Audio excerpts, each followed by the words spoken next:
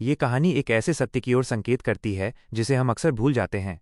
सच्चा ज्ञान वो नहीं जो दूसरों को नीचा दिखाए, बल्कि वो है जो स्वयं को शांत कर दे। एक विद्वान का उदय और अहंकार का जन्म। प्राचीन भारत के एक वैभवशाली जनपद में आदित्य नाम का एक युवक रहता था। उसकी बुद्धि बिजली की तरह तेज थी और तर्क की शक्ति वज्र के समान। उसने किशोरावस्था में ही सभी वेदों और दर्शनों को कंठस्थ कर लिया था। उसकी ख्याति दूर दूर तक फैल गई। लोग कहते थे कि आदित्य के सामने तर्क में टिकना साक्षात सरस्वती को चुनौती देने जैसा है। परंतु इस अपार ज्ञान के साथ एक सूक्ष्म विष भी उसके भीतर घुलने लगा, अहंकार। आदित्य अब ज्ञान का उपयोग सत्य की खोज के लिए नहीं, बल्कि दूसरों को पराजित करने के लिए करने लगा।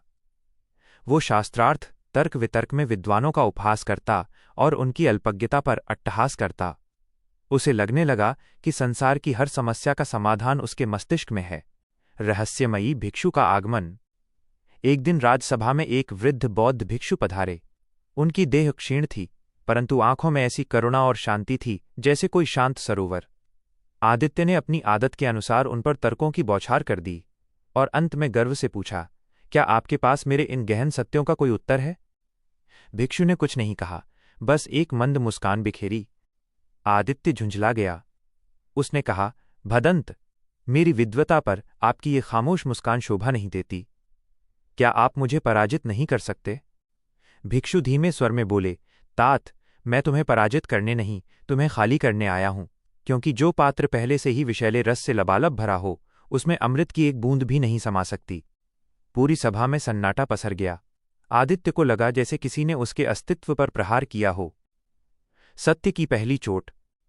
आदित्य ने क्रोध में कहा, विषैला रस, आप मेरे ज्ञान को विष कह रहे हैं? भिक्षु ने मेज पर रखे एक रिक्त प्याले को उठाया और उसमें सुराही से पानी ढालने लगे। प्याला भर गया, फिर भी वे पानी डालते रहे। पानी छलककर फर्श पर गिरने लगा। आदित्य चिल्लाया, रुकिए, आप ये क्या कर रहे हैं? ये भर चुका है, अब इसमें कुछ नहीं समाएगा। भिक्षु ने शांत भाव से उसे देखा और कहा, ठीक इसी प्याले की तरह तुम्हारा मस्तिष्क भी स्वयं के ज्ञान के अहंकार से भर चुका है। जब तक तुम इसे खाली नहीं करोगे, बुद्धत्व की एक भी किरण तुम्हारे भीतर प्रवेश नहीं कर पाएगी। यह कहकर भिक्षु वहां से प्रस्थान कर गए। पतन और एकांत। उस घटना के बाद आदित्य का मन अशांत रहने लगा। उसने और भी कठोर तर्क गढ़े, लेकिन अब उसे वे खोखले लगने लगे। लोग धीरे धीरे उससे कतराने लगे। उसके अपने शिष्य उसे एक शिक्षक की तरह नहीं, बल्कि एक तानाशाह की तरह देखने लगे। उसे महसूस हुआ कि उसके पास सूचनाएं तो बहुत हैं, पर शांति रत्ती भर भी नहीं। हार मानकर वो एक दिन उन्हीं भिक्षु की खोज में घने जंगलों की ओर निकल पड़ा। 3 दिन की कठिन परीक्षा। जब वो भिक्षु के आश्रम पहुंचा तो उसने उनके चरणों में गिरकर दीक्षा मांगी।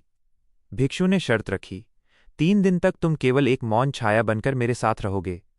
न कोई प्रश्न, न कोई उत्तर। प्रथम दिवस, सहनशीलता। भिक्षु उसे एक बस्ती में ले गए। वहां एक व्यक्ति ने भिक्षु को कटु वचन कहे और उन पर धूल फेंकी। आदित्य का खून खौल उठा। वो उसे दंड देना चाहता था, पर भिक्षु शांत रहे।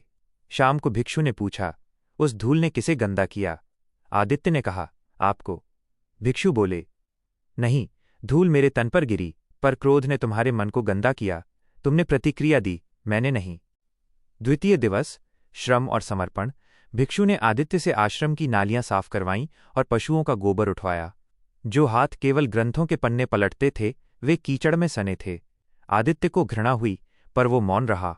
रात को भिक्षु ने कहा, आज तुम्हारी देह झुकी है, पर क्या तुम्हारी मैं झुकी? तृतीय दिवस, आत्मदर्शन। भिक्षु उसे एक प्रपात झरने के पास ले गए। उन्होंने कहा, इस गिरते हुए पानी में अपना प्रतिबिंब देखो। आदित्य को केवल सफेद झाग दिखा। कुछ देर बाद जब पानी एक गड्ढे में ठहर गया, तब उसे अपना स्पष्ट चेहरा दिखा। भिक्षु बोले, आदित्य, जब तक तुम्हारा मन तर्कों के शोर और अहंकार के वेग से गिर रहा था, तुम्हें सत्य का चेहरा नहीं दिखा। सत्य केवल ठहराव में दिखता है। अहंकार की मृत्यु और जागृति।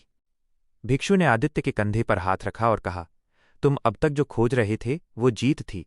जो मैं तुम्हें दे रहा हूं वो मुक्ति है। जिस दिन तुम्हारे भीतर का मैं मर जाएगा, उस दिन पूरा ब्रह्मांड तुम्हारा हो जाएगा।